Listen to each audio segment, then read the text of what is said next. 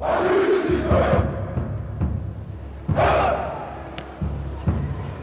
at the eyes, the concentration, trying to unsettle the new batsman. Yes, this is fast bowling. They really are going to get it in at him.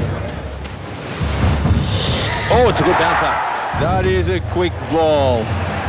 When he wants to turn it on, he's quick. Oh, yes, that is a fine, aggressive, nasty delivery. All of a sudden, these West Indians are starting to turn it on. Short into the body. You watch this. I reckon this one will be straight at the jaw as well. Oh, and again, it whizzes past his nose. This is pace like fire. Shooting up, cutting back, snakes in a long way. Ooh, that is a magnificent ball.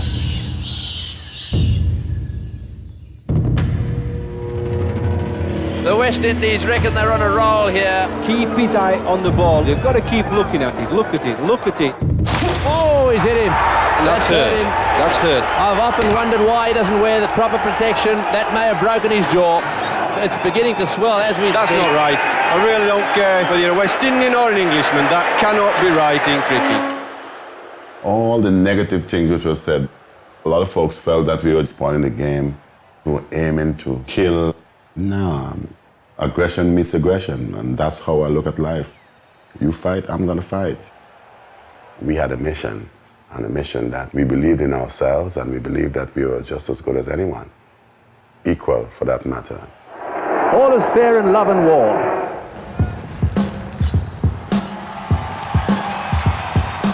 You know, it was important for me to try and instill some of this belief.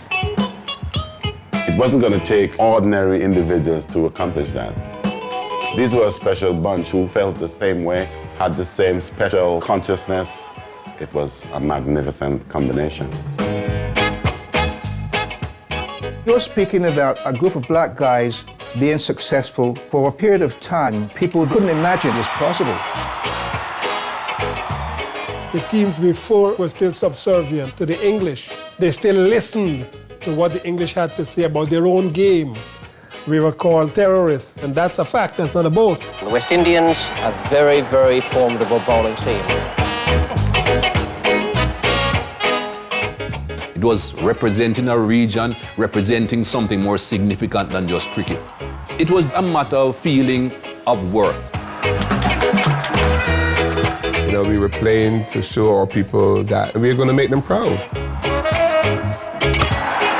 We were setting standards that future West Indian generations would have to aspire to. That sort of environment that could either make you or break you. And you gotta make a choice which one you want. And we always thought that the day will come when we will beat the rest of the world.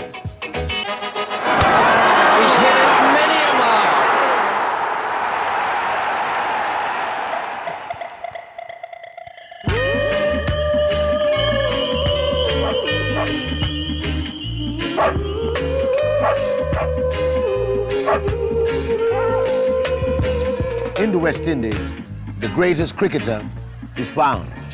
We, the Caribbean people, on a whole, have some kind of a knowledge of how to hold a bat or how to bowl a ball. Cricket is something that is a daily situation. We play cricket for the value of cricket. Hey, listen hold on a second. Listen up. Keep the dog them round, sir. Lift the dog with the dog go wrong. They play with him. Clap him again. Good. You want me deal with him, man? Hey, just make the dog go round, sir. That's the kind of spirit that's in the Jamaican people for cricket.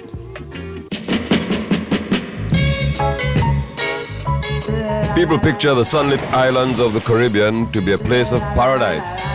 But things were not always so peaceful. Our history has been a long and painful struggle against forces that denied and oppressed us, Babylon. And only through cricket could we win our freedom.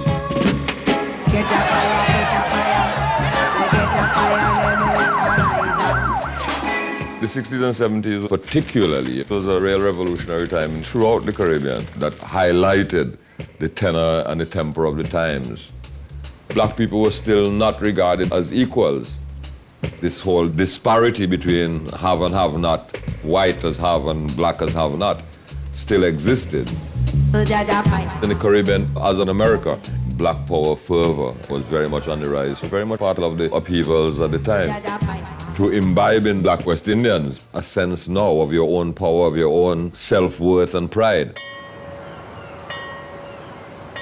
I taught history, young teacher, involved in the whole revolutionary cosmic.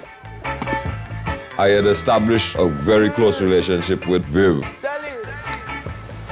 You know, a lot of those youngsters at the time were very interested in the black power philosophies that were being talked about, and Viv would have been no exception.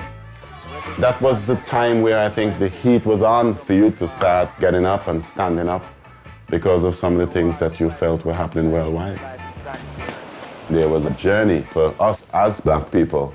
Africa had us to be the starting point. The Caribbean people were brought here through colonialism to be cheated of origin, culture, will and bravery, transmitted by the chain, the lynch, and the lash, conditioned and trained to be a nigger. You are remnants of your ancestors, for sure. It runs in the blood. It is a history of a period that one should never forget. Cricket itself was used as one of the instruments of colonizing and was very much seen as imparting English aristocratic values to discipline the nigger. And now here it is, we have ex-slaves trying to excel in something which the English masters had brought on. We have an avenue to accomplish, and that avenue, it's the God-given talent of cricket. It's about showing how equal you are and prove that you are a little bit more useful than they see you. So that's the kind of fight, that's the kind of struggle, and they know they have something to do with righting that wrong. It took English society some time to recognize that African people felt that they were stripped of something by colonialism and slavery. And this latest generation want to restore a dignity what was taken. This is the age of the major Caribbean territories asserting their independence. Jamaica in 62, Trinidad, Guyana and Barbados in 66. Independence was seen as the high point of a civil rights struggle that had gone on for 100 years. We had been born in colonial times. We grew up in independent times. We started thinking like West Indians and not like Englishmen who were living in the West Indies. We all had ambitions. We wanted to be something to prove that we've emerged from being the slaves. We wanted to show our emergence as a nation. The existing superstructure has handed out crumbs. We don't want any crumbs, we want the whole loaf now. This team is really, in fact, a mouthpiece for these transformations, reflecting the confidence of this independence generation. There's no going back. Cricket has to lead the way, and we have to go to the future as fast as we can. To see someone of your color representing you at that level gave us as folks upliftment. Those guys were heroes, people that epitomized the struggle. That also was a part of the struggle of the Caribbean. It started to take that side of consciousness, and I could identify more than anything else the pain which our brothers and sisters would have been through. Their fight certainly was our fight too. Through the cricket, we would be able to carry a message to the white world to balk this racism by defeating it on the field of play, by truly making the cricket field a level playing field.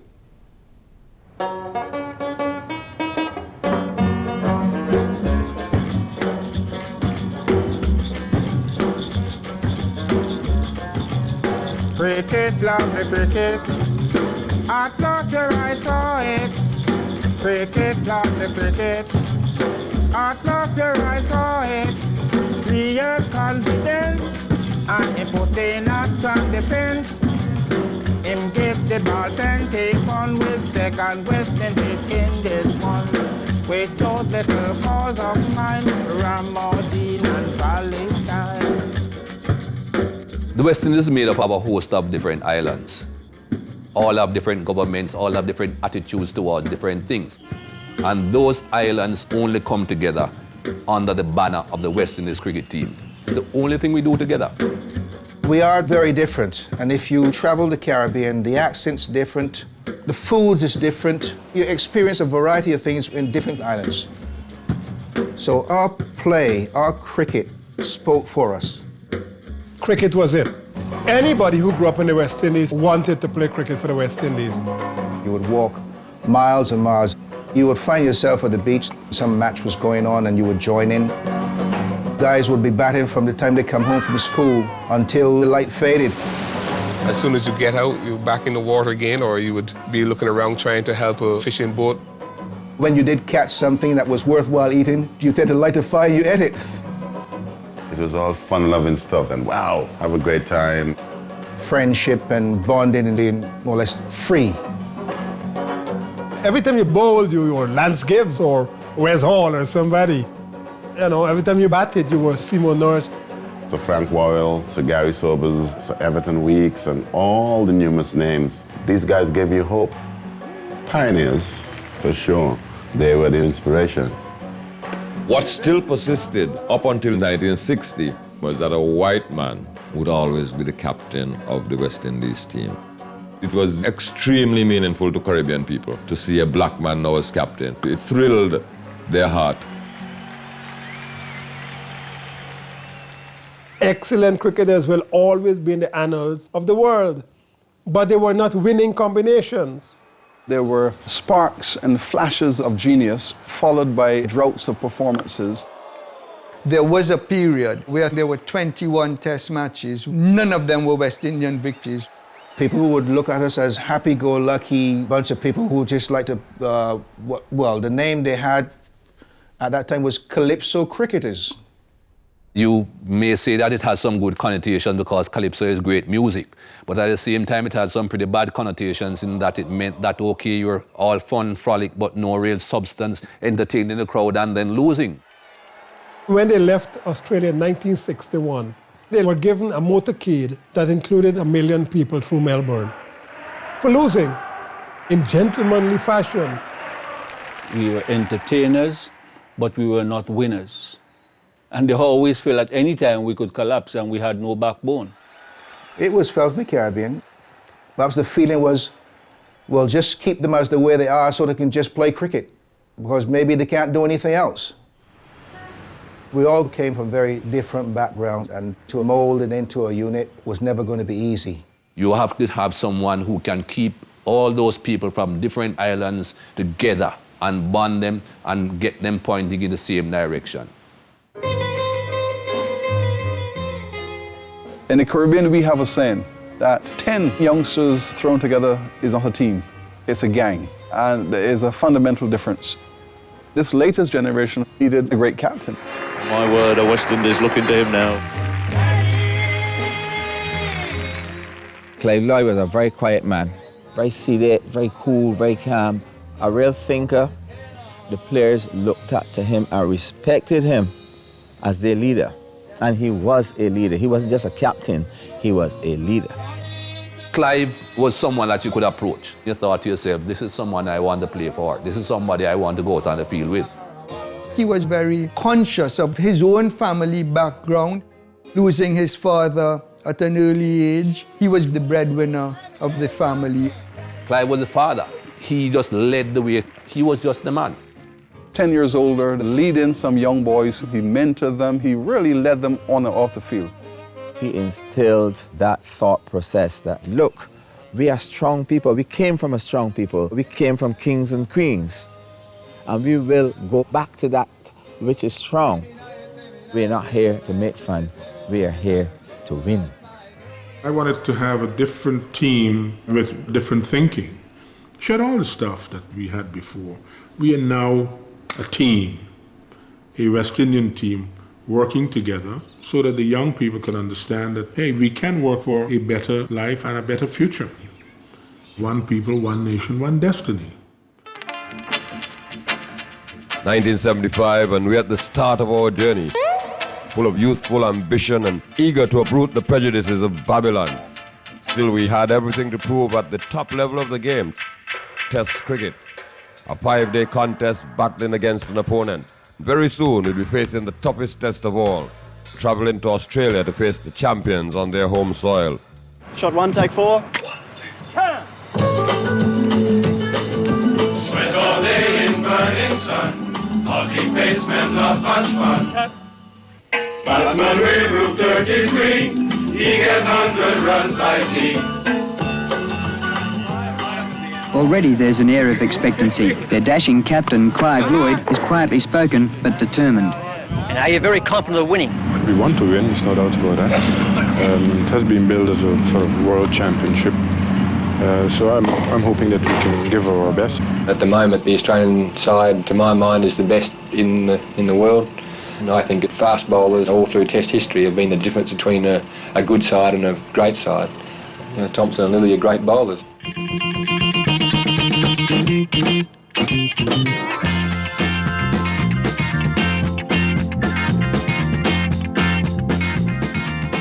Jeff Thompson and Dennis Lillee are the most talked about cricketers in the world.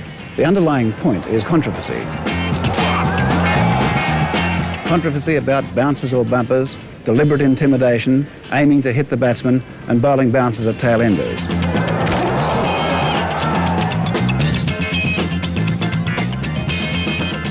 Splendid bowling performance then from Jeff Thompson. He bowled really fast today, as indeed he has done throughout this match, and a great psychological boost for him and for the whole of the Australian side. Lillee has struck again. Another great performance there by Lillee. That cricket team decimated every other cricket team around the world. They beat everybody, at home and abroad. They nearly killed England. Thompson to Lloyd. And hit badly there that time. I remember the English literally running for cover and begging for mercy. Australia had outstanding fast bowlers. Fast bowlers, and when I say fast bowlers, I'm talking about people who really bowl fast. Not talking about people who just bowl 80, 81 miles an hour. Talking about people who bowl 90, 90 odd miles an hour. Because that extra dimension is whether you can get hurt or not. And that's hit him on the head, a bad one. The batsman is down. People get killed. It has happened. It's like a bullet. If there's something in front of it, you could be dead. Now, once you have the capability of hurting someone with that ball, that person is not thinking about how to play the ball, he's thinking about self-preservation. I'm trying to scare him, trying to hurt him perhaps in the ribs or the leg or something like that, so that he at least knows you're around.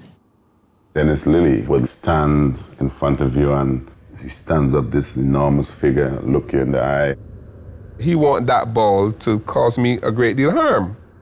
He want to inflict pain. He want to injure me. The one individual that you found just very difficult to play would be Jeff Thompson. He was ruthless in my opinion. Thomas was a danger. He was a danger man. Thompson's sport away from the Test match arena helps keep him fit for hurling down his thunderbolts. It takes a lot of running with a zest akin to collecting Test scalps.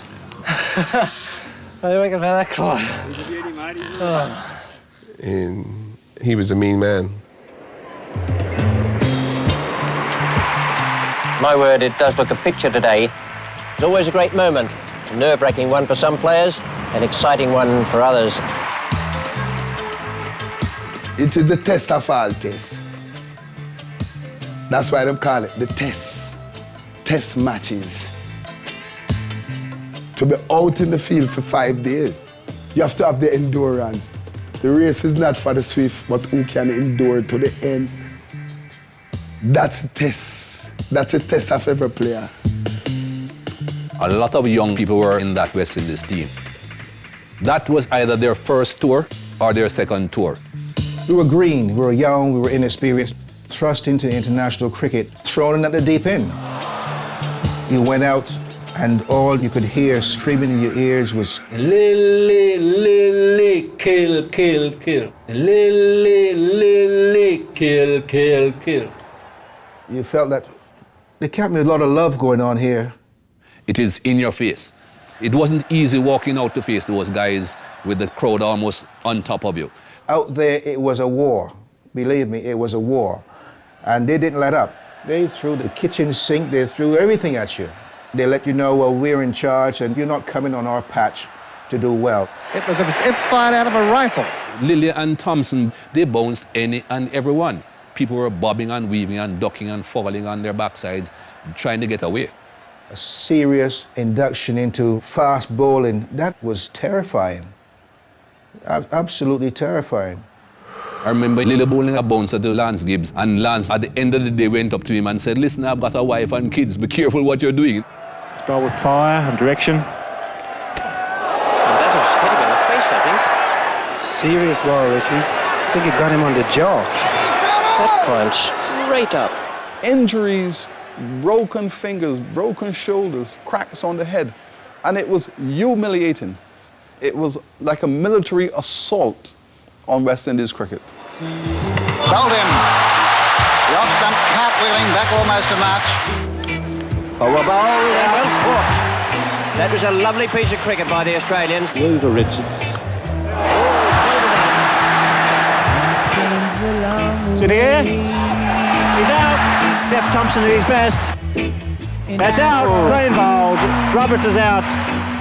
That was a nasty series and lots of confrontations on and off the field. They knew. They were seasoned campaigners, and they knew when to turn the screws. Some of the Aussies has this way that if they could not get you out, they would rather abuse you out. Things were said and the color of your skin came into it. When you're constantly being bombarded with comments and behavior, well, I encountered some ignorance before, but this was very different, very, very different. The crowd, people in the crowd did say things that shouldn't have been said, things that weren't politically correct, where people would tell you about your heritage or your background or go back to the trees that you came from. You black bastard, and I get rather annoyed anyone's gonna call me a black bastard because I'm not. You stop and look and see where the comment came from, then they would laugh and so on because to them it's a big joke. It degraded me and downgraded me a great deal. I was naive going to Australia and I thought Test cricket was a gentleman's game. I lost it. I just could not believe that this was taking place. Michael just went and sat down and could not believe, and tears was coming out of his eyes, saying he don't know how guys could play cricket like this so hard. And yes, there was a lot of bickering. People started to blame each other. Batsmen blaming bowlers, the bowlers blaming batsmen. It was not a very happy dressing room. And it was not a happy time.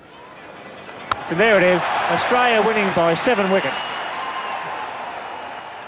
We got a job in. They beat us 5-1. When the West Indies were annihilated, that burned everybody in the West Indies really badly. Do you feel it that with tears come? I see people cry when West Indies lose. When West Indies go down, people tears come down. Very disappointed, man. Very, very disappointed. But we're wondering now if we can come back up. When? People didn't feel the West Indies players had the fight in them. This calypso cricket stigma stuck with us. We weren't willing to go there and fight to the end, and we just give up. When that team returned to the Caribbean, it was like soldiers coming home from a war. They realized that everything was at stake. And Clive Lloyd knew that West Indian cricket was at the crossroads. A lot of soul-searching went on during that time. Clive, as a young captain, was under pressure. He became very depressed, even questioned his own right to be the captain. They say after humiliation is riches, power, might, and blessing eternally, forever. Go on, fight from there. Fight is a game. You have to put your heart in to play and keep it up. Don't go down. Fight.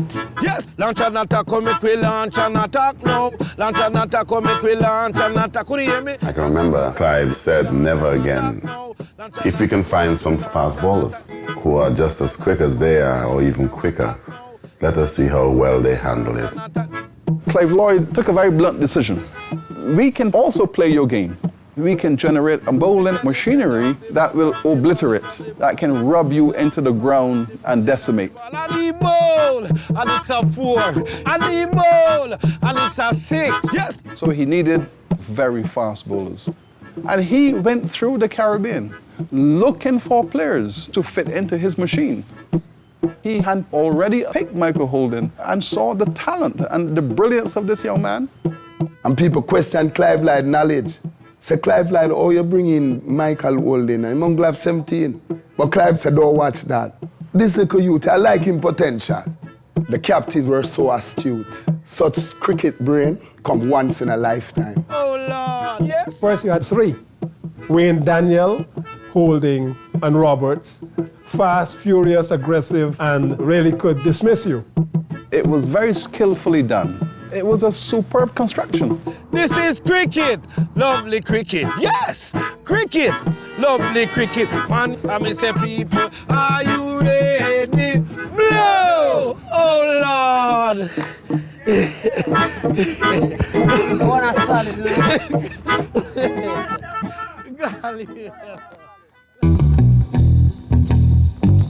There's always been the Demon Black fast bowler. Young, strapped-in box, releasing a thunderbolt at you, it can become something of a firing lion. When you look at a Michael Holden running into bowl, what you're looking at is an African individual with African rhythm. Yeah, that's really 1 in a million. Born to bowl a cricket ball. Michael, in that stride, would put fear into any particular batsman. I was just a young man running in, bowling fast, attracting attention. Look out for this guy, he's coming. Andy Roberts was one of the hard-nosed individuals on the team. A guy that you would take in the battle anywhere, you know. I'm a warrior. I take fast bowling more seriously than anything else. I would say Andy was misunderstood because he hardly ever smiled. And people thought he was just a grumpy, miserable guy. Never shown emotion, so nobody know what to expect. That was me. And he taught me a lot about fast bowling, taught me a lot about cricket. Guy could set you up easy. He knew how to catch a fish. And they used to have 2 different bouncers. The first one, the batsman would sometimes hook it away and get a boundary. And the second one, with the same action, same effort, would be a great deal quicker. And of course, the batsman would feel some pain. He could hurt you, seriously hurt you. And he was the original leader of that pace attack. Not long after Australia, we returned home to play India. We were eager to banish our humiliation and to show we had the character to win. For Clive, it was the opportunity to start flooding the newly formed pace attack. The pressure was on and was to reach boiling point in Kingston. The whole Jamaica come to see it. We pack like a sardine. There was the feeling that now we were unleashing this firing power. Let's play the type of cricket that they do not associate us with. Our guys wanted to show that they learned something from Australia.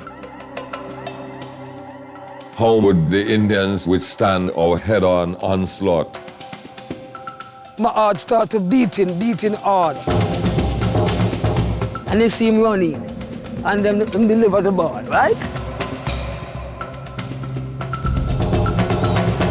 We were making India really buckle under a pressure here, you know. The Indian team was like the walking wounded. All of them hand broke. Everybody head get leaked. You understand? The Indians thought we were overdoing the fast bowling, surrendered the test match to the West Indies almost as a show of protest. It takes a lot of guts to face fast bowling. Most people who don't expect to get it complain. Every time I go out to bat, I expect to get my share. Australia 75-76, we didn't complain. If it can't take the heat, and if it can't take the pace, get out.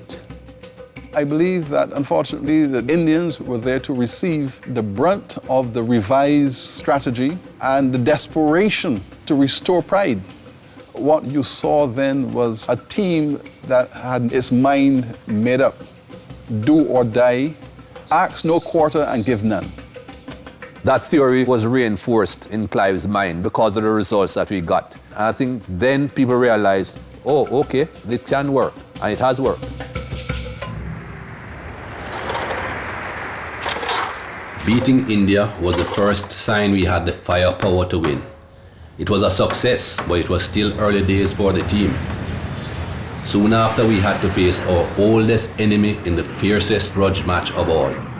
It was 1976 and we boarded the plane to England. Could we beat our former masters at the game they created?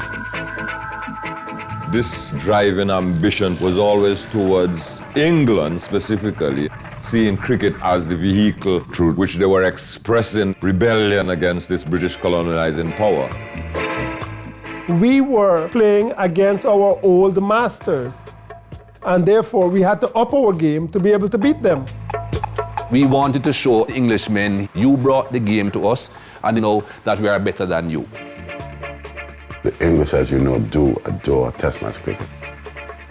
England would rather lose a battleship than to lose a Test match. But hearing that, you know how serious it is. Beating England was more satisfying to me than anybody else, because I believe that we struggled more in England than anywhere else in the world. As usual in those times, my family had moved to England in the hope of a better life. A pathetic sight. Already their coming has caused a national controversy. What will they find in the land they regard as an El Dorado? At 14, having to leave the Caribbean was very difficult. Arriving in England, thrust into an environment that you know nothing about, being confronted with a variety of things. Well, of course, there are far too many immigrants in this country. We do not have sufficient houses, jobs and schools for our own people, let alone immigrants. And unless something's done about this quick, that prejudice is going to be sheer bloody hatred. There was a vacancy for a flat, and on the stairs they were saying all applicants accepted, no Irish or black. During the early 70s, I didn't have an understanding of what racism was all about. Had no experience whatsoever. It was called a WOG. I said, what the hell's that? When guys got angry, the things that you would hear, you black this, you black that. You know, at times you felt, well, you know, I think I would like to be back in the Caribbean now rather than be here. My anger came out in the way I played. I felt that to forcefully go at what I was doing, to attack, perhaps was a way of letting out that anger. Well, it wouldn't be right to do it on another human being, although you felt like it at times, but I'm going to sure take it out on 5.5 ounces. So you just take it out on the ball. Every little bit of power you can imagine going into that street. My bat could have been my sword at that time, and it's people who you wanted to put it to. Everyone wanted to give the West Indian people living in England something to hold on to. People who were looking up to you, who were willing you on for support. If the West Indies lose, they're even afraid to go to work because they know that their workmates will shout abuse and they can't live it down. All they had to boast about was the success of the West Indies team. It was a step beyond the sport, where there's a whole lot of things needed defending rather than the cricket ball itself. People are building these West Indians up. I'm not really quite sure that they're as good as everyone thinks they are. If they're down, they grovel. And I intend, with the help of Closey and a few others, to make them grovel. Grovel. They grovel. Grovel. To make them grovel. That wasn't a clever thing to say. The timing was very, very wrong, especially given the situation in South Africa with apartheid. Here was this guy, you know, apartheid's still going strong, and he's going to make these black guys grovel. The appetite was there immediately. Clive Lloyd said, guys, we don't need to say much. Our man on the television have just said it all for us. We know what we got to do. We took that seriously. Very, very serious we took it. I've not seen our guys so focused. That comment alone was sufficient to set the tone for the whole series. The bowlers, they really turned on the heat. He made the others suffer for what he said. Hit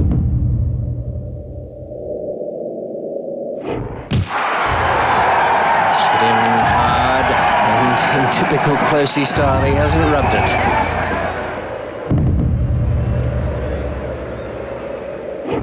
On my word, Brian Close did well to avoid quite a nasty accident there. It was really fired in extremely quickly. Only at the last possible minute did he manage to get that head out of the way. That's hurt him. That's somewhere, I think, round about the mark where earlier he let one bounce off him. That really must have stung him. Close trying to take this pace attack, but extremely difficult. Enough is enough. He's really overdone the short pitches. Brian Close is going to be a mass of bruises when he gets back into the haven of the pavilion. A new row has erupted over dangerous bowling. A former chairman of the Cricket Society warns that unless rules are tightened, 10 cricketers will die and 40 more will suffer brain injury through being hit by a ball this summer. The world more or less portrayed the West Indies team as brutal, bring the game into disrepute. But the adrenaline that's going to be pumping, the tension that would have mounted from that ill-fated comment, you're going to release that ball at a serious pace. There were umpires that in the laws of the game were allowed to act to protect people. You don't want to hurt someone, inevitably a batsman will get hurt. And you regret that. I always feel when I hit a batsman. The sympathy is in here. You may not see it. And I can't show the batsman that. But it's just that I have a job to do. We're not going to be these happy-go-lucky cricketers that only here to entertain. We're going to entertain by this high skill. And whatever it takes to win within the rules of the game, we're going to do it to win. Oh, that's a fine ball. Holding strikes again. We were made to feel at home, away from home. The crowds supported us because of the way we played. What a magnificent catch that was. People turned up in their droves, and one section of the ground was just all West Indians and having a ball. As good a shot as you will ever see.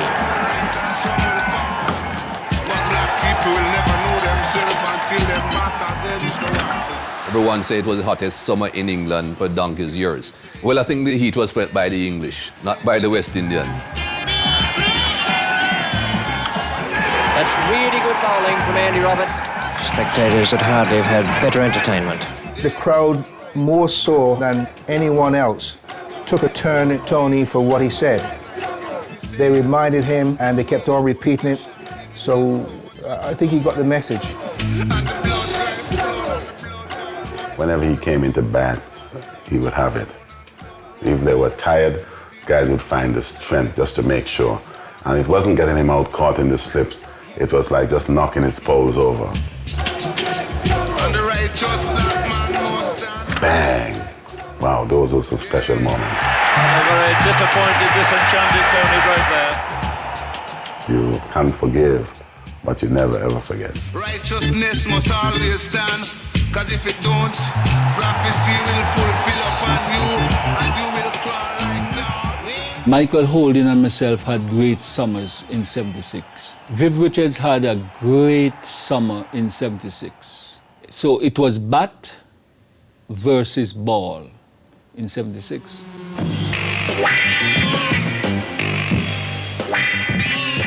Every test match that Viv played in, he looked invincible. And a terrific shot. This really master batsman. The master blaster has arrived. There was so much talk about intimidatory bowling. Well, we had a batsman that didn't mind if you bowled 6 bouncers at him. He would not have been scared. He came and stood his own, you know. Take that in your ass, man. Batman, you have a bat in your hand, defend yourself, that sort of attitude. Some said I had a little swagger. It's my sign of saying I'm so confident here, you know. With some chewing gum in mouth, I back myself every time. What a shot, it's no use bowling this fella. He batted against the fastest of bowlers and totally took everyone apart. I could knock him back as well. You better get out of the way. The bowler afraid of Vivian Richard instead of Vivian Richard afraid of the bowler. If it wasn't confrontational, I felt that we were a kitten. And if it wasn't in my face, you wouldn't see the best of Vivian Richards. Vivi is the name, cricket is the game. Brother, I don't know how he could play cricket so, but his batting, bowling, fielding, catching is breathtaking. Sometimes I just wonder if he's a next Sobers in the making. That man Richards could really bat, is something to see him. And the attack, plundering bowlers again and again. It's remarkable how he does dictate the game. No bowler holds a terror for Vivian Richards, not Thompson nor Lilly, not Bedi nor Chandrasekhar.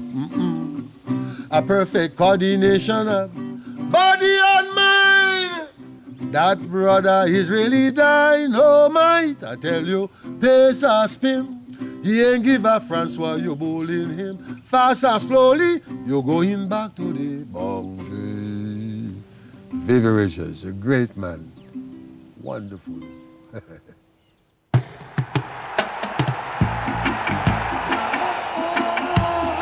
We've come a long way in the space of 1 year from the lows of Australia to victory against our colonial masters. Under Clive Lloyd, this youthful team were becoming mature men. It was a surprise to others and perhaps even ourselves. Now the big question is whether we could continue our success and beat the other test nations of the world. That question would have to wait. There was a fight against Babylon on our very own doorstep. A fight for equal rights and rewards as true professionals of the game. For the success which we had then, there should have been more benefits coming to that team. The powers of that team should be used as a negotiating tool. There were issues in getting to the same level of payment as the same players playing for England and Australia against the West Indies. What sort of money do they get paid, the West Indian team? Well, I don't know how much exactly they're getting, but certainly it wouldn't be anything in comparison to the amount of money that comes through the game. Almost all of the cricket boards were headed by Caucasians, whites. And that might have been perceived as trying to keep the black man down, if you will. I don't think it has race to do with it at all. Power is a numbing thing, it's like a drug. As players, we were very upset that the West Indies Cricket Board had short shoulders. After sport, you have to live. What they were paying to play cricket could not make me live. We were exploited in such a degree that we were a laughingstock. We want some people who cheats and steal. But then suddenly, the possibility presented itself to challenge the establishment. It was called World Series Cricket.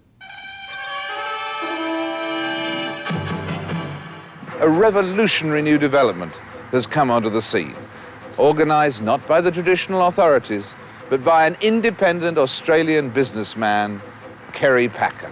The result has been official apoplexy. I fail to see how this business-type piracy is welcome to our cricket. They are the lowest paid team sport practically in the world, and they're entitled to the reward that their skills demand.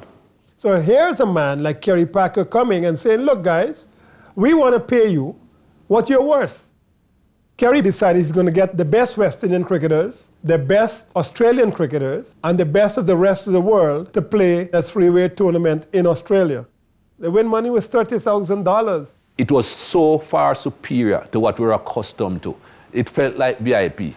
And I said, well, for this sort of money, I can think about playing cricket. Show me where to sign. The proverbial whatever it is hit the fan. The West Indies Cricket Board saw us as rebel players. We were all banned from playing for the West Indies. We had no cricket to come back to. We felt like outcasts. We were now on our own. We even thought at one point that we may never ever play for the West Indies again. And we just did not feel good about that. What would have happened to us? What would become us? After all the publicity, all the uproar, the haggling, the start of the Packer series was a fizzer. Money in my pocket, but I just can't get no love. The players took to the field in front of only 500 spectators, leaving the stadium all but deserted.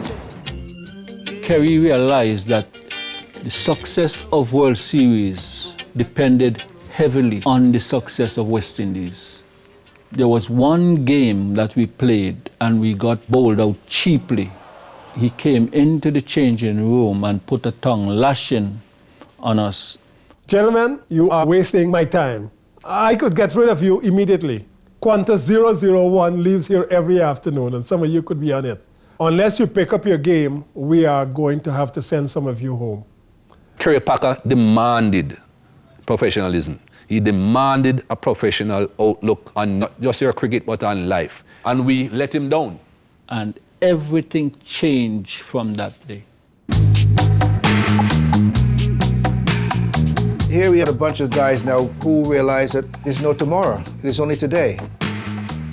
And nobody wanted to give up. We then bonded together because that's all we had. We had each other. That family feeling, that ultimate one for all for one, pervaded. I'm gonna put on an iron shirt, put on an iron shirt. Kerry Packer assigned Dennis Wade to the West Indies team as our physiotherapist trainer. And he went to Clive Lloyd and said, "Skipper, I do not think that this team is fit enough." And that is when we started to train. I'm gonna put on an iron shirt. Dennis was a fit, strong man. He would run to the ground from the hotel while we took the bus. He pushed us to the limit. I mean, madness. We were fit at all times. If we weren't fit, we were glad to get fit. Quick single, having to hurry. And he's hit the stops, he's gone. Beautiful bit of fielding, hooks run out. This team became the fittest test team the world had seen.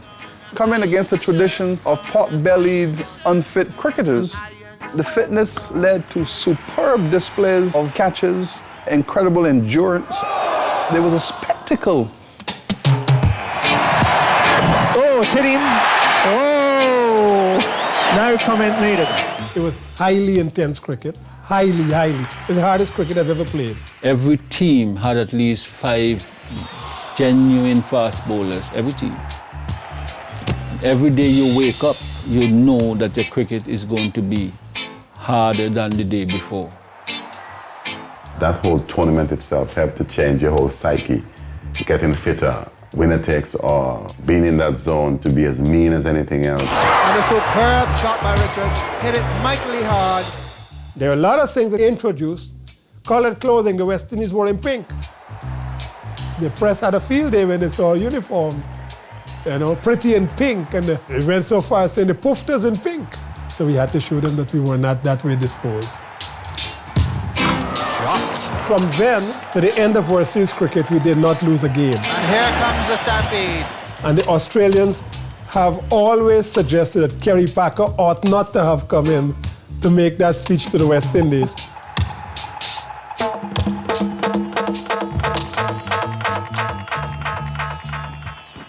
Even though you were playing as well as you think you are and winning as much as you are, there was still something very much missing. The West Indies crowd goes absolutely mad.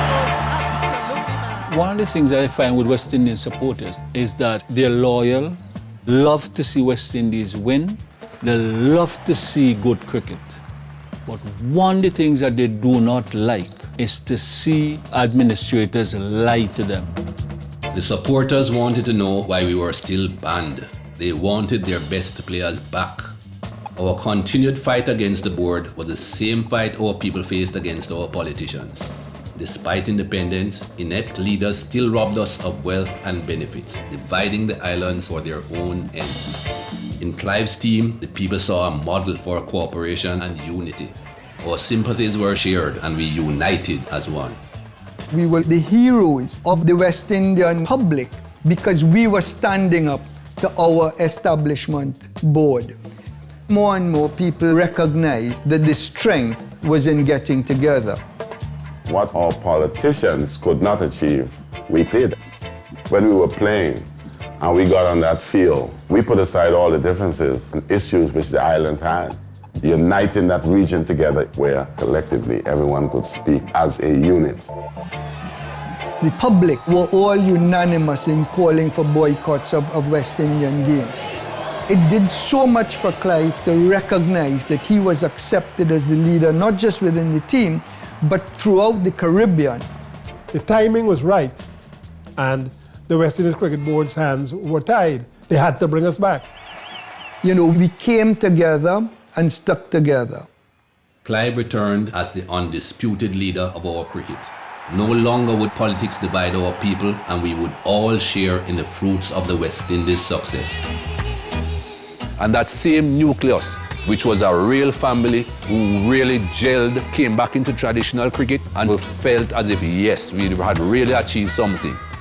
We were a much better team, fitter team, and that's what turned us into professionals. From then, I never thought we could lose a game.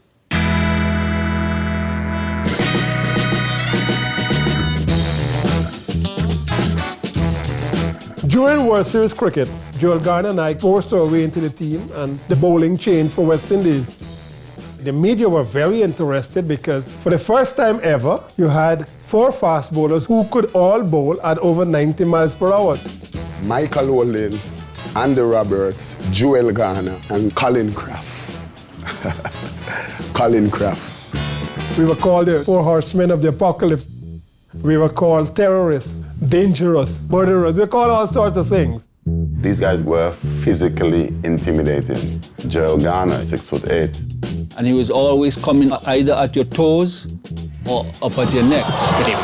That is the enemy at the other end. Those fellas wearing the pads on the back, those were the enemy, and it's very intentionally make life for them very uncomfortable.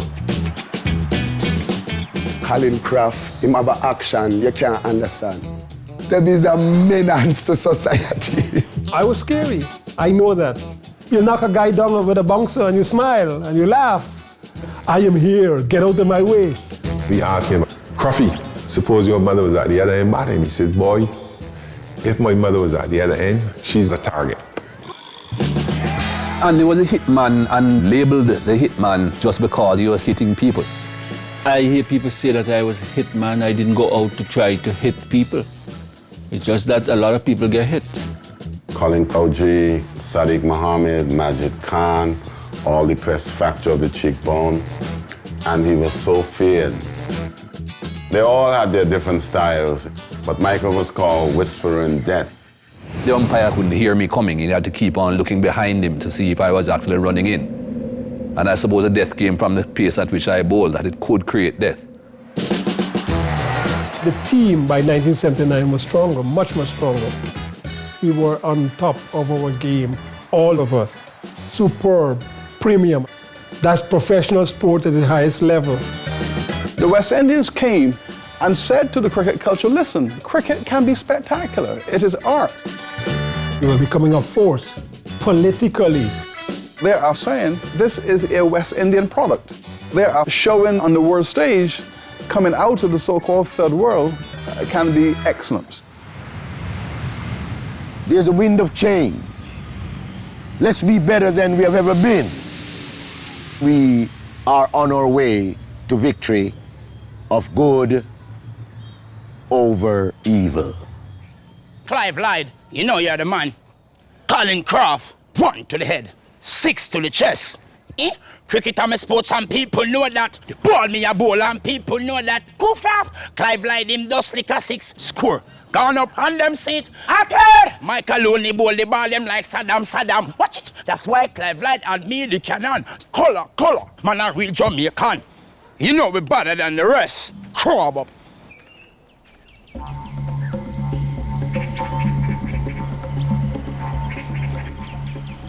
We were made to relive 75 and 76 in Australia.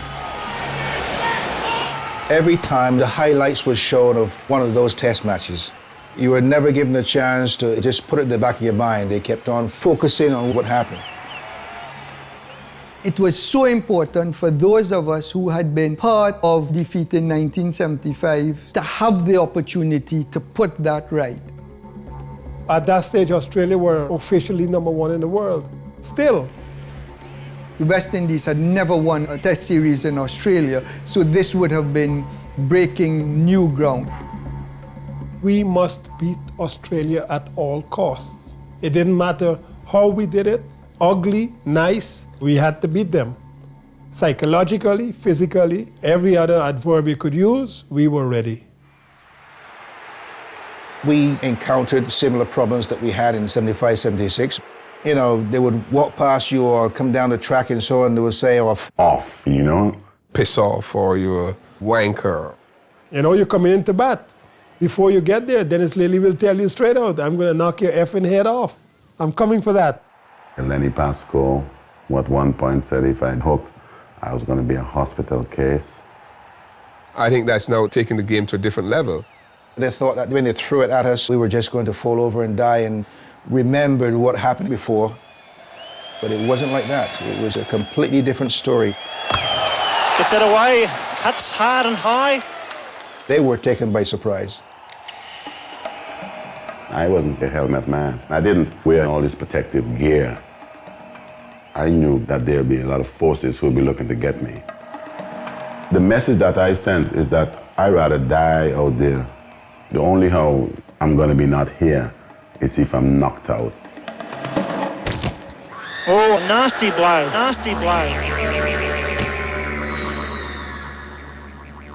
Everyone was thinking, oh hell, Viv is going to be damaged. And we're expecting Viv to be walking off the field at some point. You cannot afford to let your opposition know when you're hurt. They stand up and they look you in the eye and I look back, and we have this little staring match for a while. You know when you would have got the better of them. By the time they turn around, they pass the umpire and they get back to their mark, they will take a little look around again to see if you're still looking. I'll be still looking. You know, and that's when they know that you're serious. The bouncer coming next ball. What an answer. And the very next ball, he hit it straight out of the ground. Look what you've done, you know, you just bloody well pull a lion tail. They weren't saying kill, kill, kill for too long. And I think when Australia done that, it just motivated our players to get pretty mean. Oh, that's hit Chappell under the heart, a nasty blow. That was a blow that would hurt. And Joel Garner saying that you can wear that one. 4 guys who we let loose on them. He's caught that one as well. Was just too much. It's been a rather painful day for the Australians. The same Australians who were so aggressive, all of a sudden, were crying. Can you imagine that from an Australian? You know, I could not believe it. The harder they come, the harder they fall. When we had the pace, and the pace get real hot, they would touch it and they would walk. Because the pace is real hot. We were talking about a peace truce. That peace truce probably lasts for a game and then it was back to normal again. Yeah. But that is how far it went at that stage. And we kept the pressure on the opposition and we hammered them into the ground. It bumped shit out of them.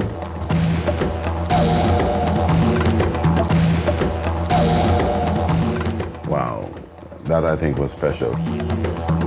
You know, we felt as if, yes, we had really achieved something. We had learned from our experiences. And yes, we have now proven ourselves at the highest level. You know, it really was a feeling that West Indies cricket has now come of age.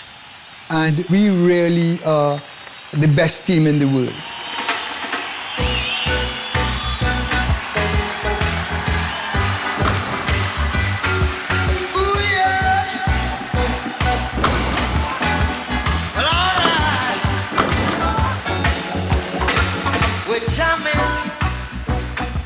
This was the first time the West Indies had produced something which was the best the world had seen.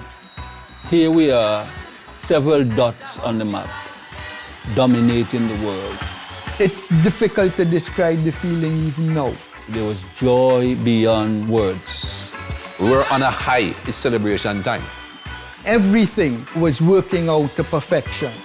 We went to Pakistan and were the only team to beat Pakistan in Pakistan, ever. We went to India and beat India again as the only team to have done that. West Indies bowling was poetry in motion at that time. And you have never seen it since. We just wanted to win everything. We wanted to win every game. We put our feet on them, kept them down, and beat them. You can't beat a team like that. Oh, you can beat a team like that. When West Indies began to win so consistently, it triggered a pride in the workplace. It triggered a pride in the way we dressed, in the way we went into studios and recorded. African culture had been criminalized and driven into the ground for 300 years. At the first opportunity to be free to express itself, it comes up to the surface and it comes back there again. And suddenly we have this extraordinary emergence of culture in the Caribbean. Bob Marley and the Wailers, Jimmy Cliff, coming with aggression, abrasion, and a force of change. You combine all of that with the West Indies cricket success. Unbelievable. They thought that we were heroes, but to me, they were heroes. Bob Marley, come to the dressing room, telling you, you gotta win. Mascroft, man, ratted, we gotta get these men out quick. Brilliant. That's a period of history that will forever be the most productive time of our lives. They start to boast. Instead of being ashamed, they can wave their flags and say, our heroes made us look good. You know, all these tunes are totally inspiring stuff, you know, sounding the protest bell. Get up, stand up. Stand up for your right. Get up, stand up. Stand up for your right. Stand up, stand up. To me, it's not a crime, you know. It is about standing up for what you believe in. And you walk onto the fields and it's totally embedded in your mind. You may call it your battlefield music, you know. I will never ever forget Viv Richard, and as I speak about him now, I can picture him right there. In his heart burns the custom culture of Rastafari. He was Rastarized, but a lot of people didn't know that came from him having to do with Bob Marley. He always find himself in the company of the Wailers. Had he not been involved in cricket, he would have surely been a dreadlock Rastaman. Real deal. Viv was very, very much the darling of Caribbean peoples, you know. He was really the extension, philosophically, of Clive Lloyd, taking it now to a further consciousness of spiritual, religious thought. Viv was really becoming into the fullness of identity as an African. Even his armband that he wore showed the African colors. The green for the land itself, the yellow for the gold taken away and stripped away, the red meant the blood that was shed, those particular colors and what it meant.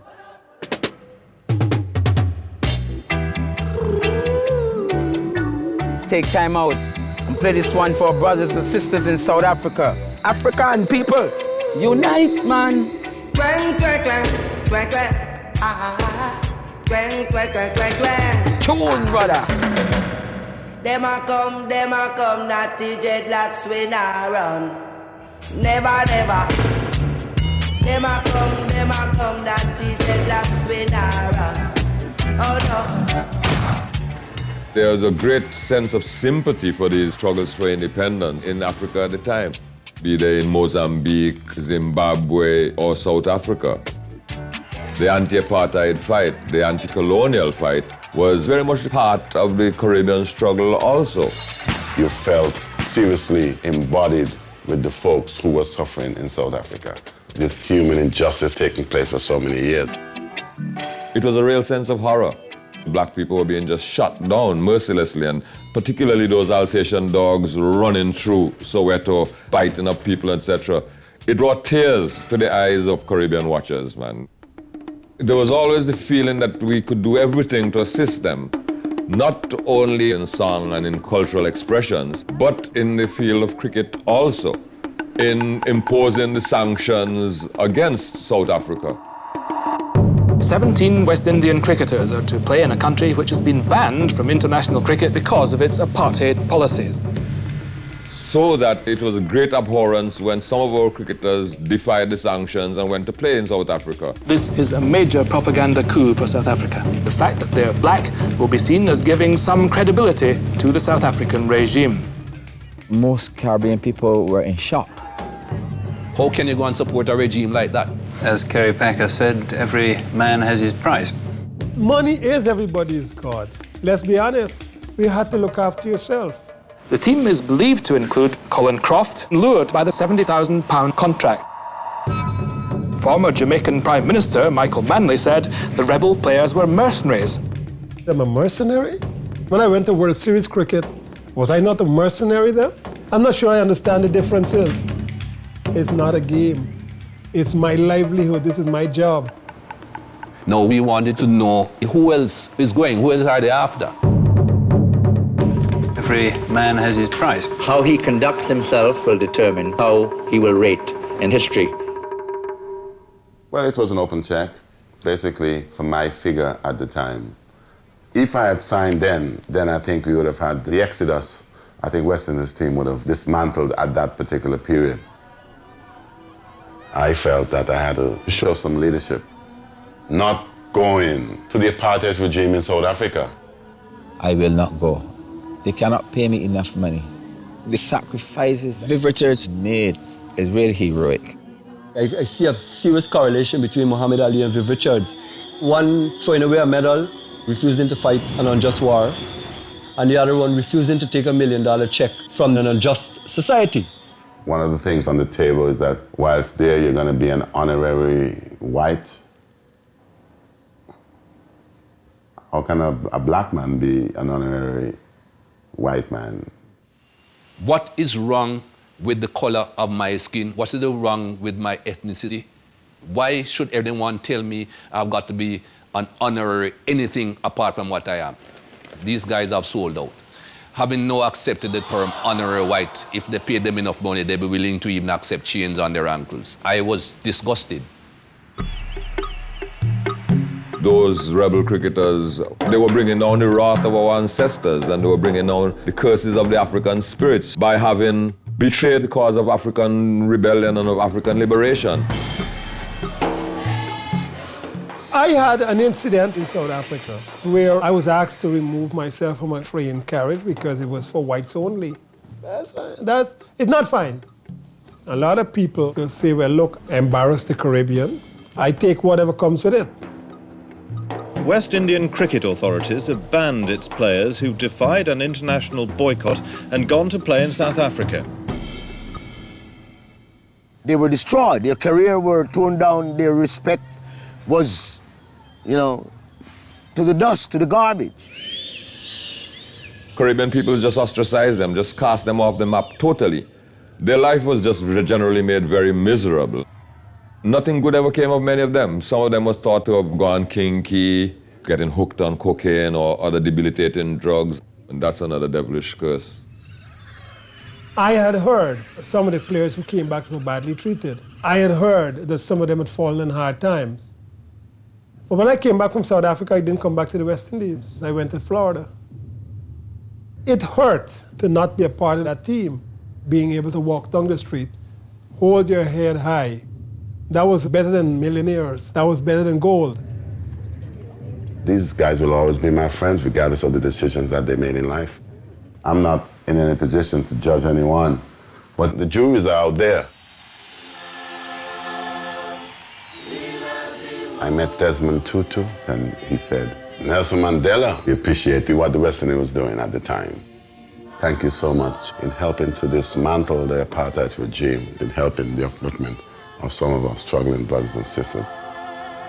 When I heard that, I was rather moved. Wow, they knew who you were, and they knew exactly the part you played. You felt very appreciated, yeah.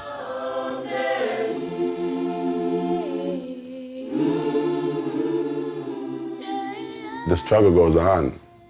Even though you were winning as much as you are, you got to be so aware and be watchful.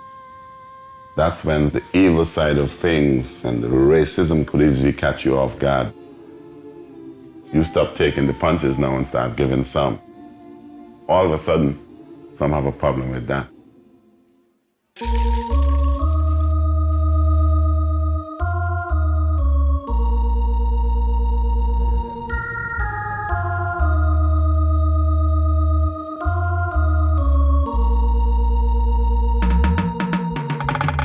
Every time there have been successful black expressions, be it culturally, sporting, or politically, there have been attempts to bring it down.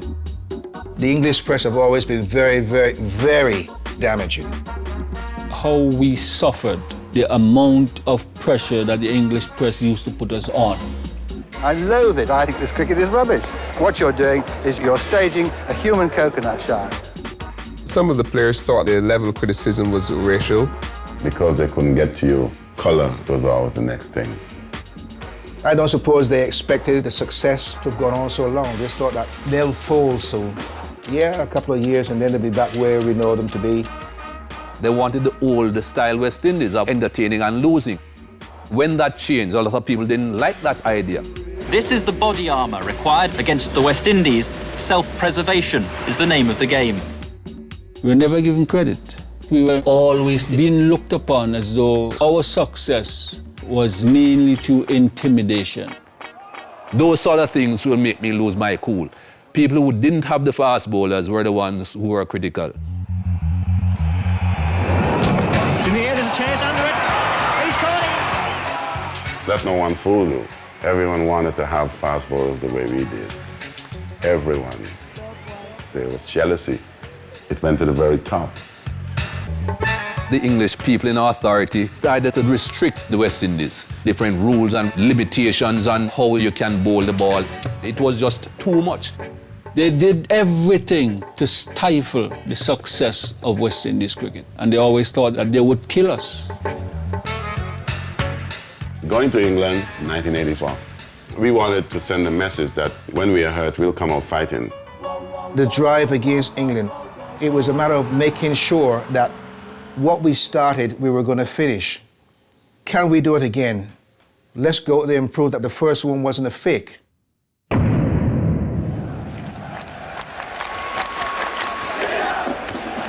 The great occasion of the summer, England and the West Indies.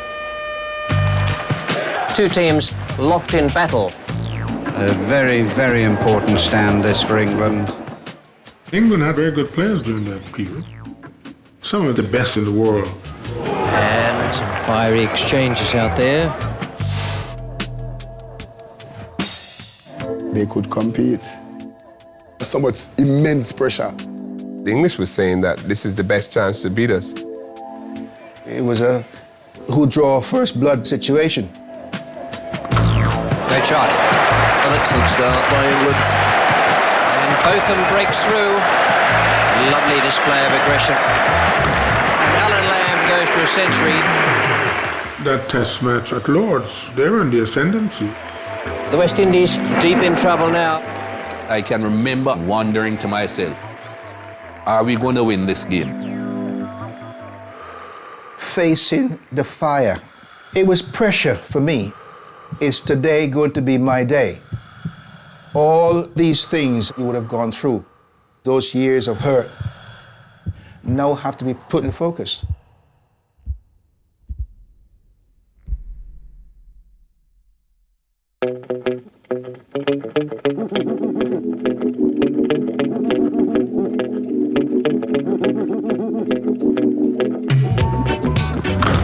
That's an extraordinary stroke.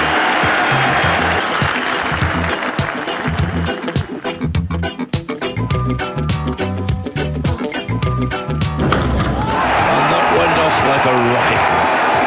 West Indian spectators are delirious. When Gordon at his best, I tell you, it's brilliant to watch. And that day at Lord's, you know, he just looked unstoppable.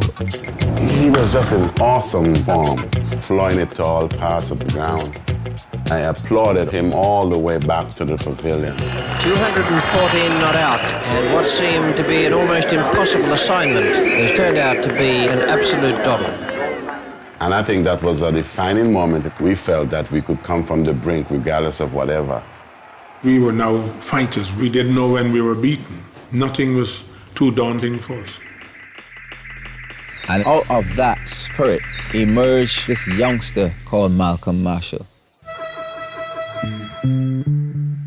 Once Malcolm Marshall went out, you knew that he was going to produce. Marshall strikes again. Malcolm was a guy who just exuded this sort of brilliance. The future of the bowling attack was always there. That was Malcolm. Malcolm Marshall bearing a double fracture. He broke his arm. It was in plaster. I said, "You think you can play with that?" He said, "Well, if you want me to, I will." To see him come out with one arm in a plaster of Paris, I think made him a giant of a man, really. Here was a guy who was in excruciating pain, running up to bowl at speed of light, went out and bats, and won the game for us. That showed the spirit of our team. The statement made, just very, very powerful. Needing his glasses to believe this. It's not just the man out in the field bowling the ball and trying to get the opponent. It's the man watching the radio who says, we're going to bowl him now. We have to get him now. And I've seen this happening. Them thump him in him belly and it turn to jelly them. There's the genuine bouncer. Gone him. But it tough like a leg. Oh, is that? Then it started. A dull moment out there. Seeing the stump flying, didn't like a game going over stuff. That was top class stuff. Big knives in the place, man. They get what they want. No fun, I can tell you, for any England batsman. That's the kind of unification, that's the kind of willpower that the people develop. And crash. And dead. You were just seeing something totally brutal, and all what it needed was the finishing touches. At the end of 4 test matches, we were 4-0 up. We could have taken the foot off the gas. We never played cricket like that, not the team I played for anyway.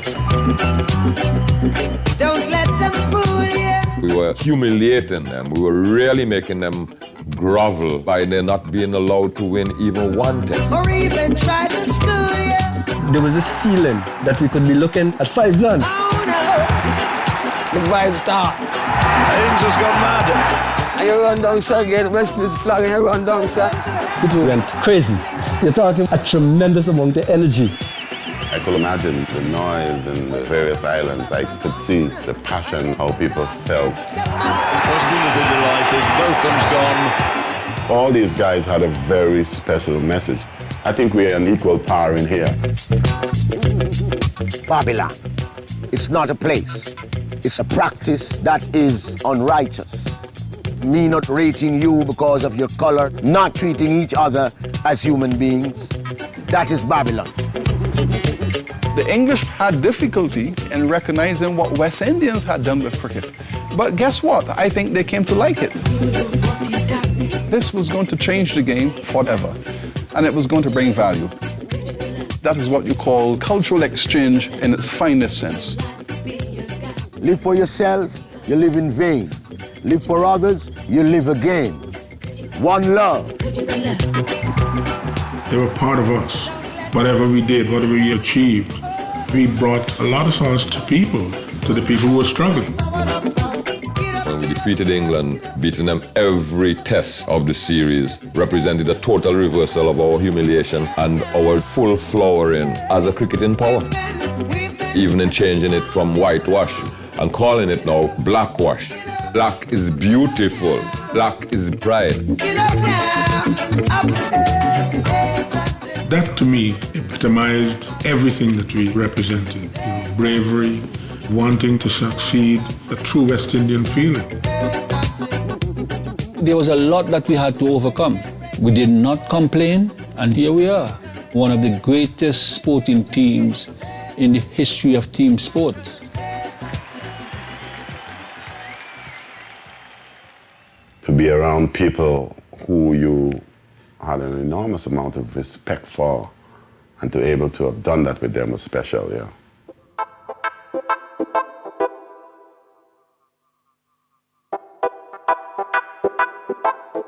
All right, let me cut it short.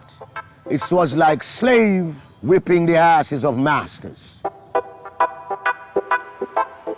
These are rare moments in one's life, especially with the struggles that one would have been through. It is history that you'll never forget. That's what it was.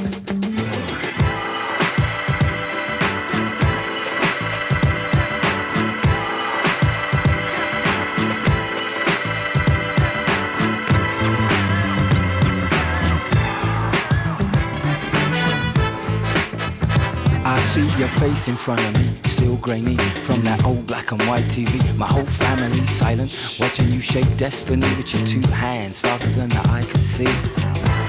Mesmerizing. You know what? I'll just state a few facts. There's a fact, an undisputed fact, that between February, March of 1980 and February, March of 1995, the West Indies did not lose a test series. 15 years, they did not lose a test series. And no other sporting team in any discipline anywhere in the world dominated their sport for 15 years. And we are very proud of that.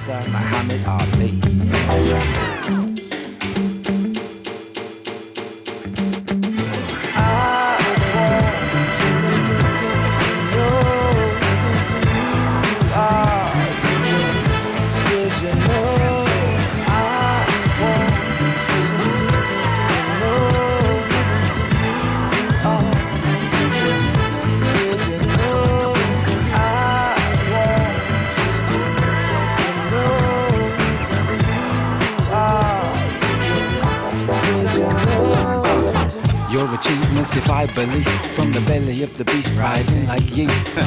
My release from low self-esteem came when I saw you rapping on my TV screen. Float like a butterfly that described my walk to school. After fight night I felt so cool, cause I was the greatest too. Love herself born simply out of love for you. And I knew someday people will love me too. None of the heckling about my black skin got through. I would have walked barefoot through hell for you. It's how I felt back then and I still do. So will you accept these humble words of praise and my gratitude for those glorious days and meritorious ways instilled in a young mind, skills sublime, yours to mine.